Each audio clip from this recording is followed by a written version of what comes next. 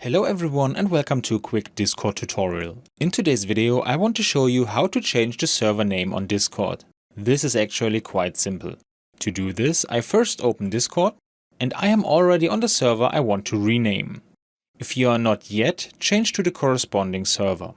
Now I click on the small down arrows on the top of the server name and go to Server Settings. In this menu I don't have to look any further because here on the top right I can assign a new server name. I will change that a little bit now so we can check that as well.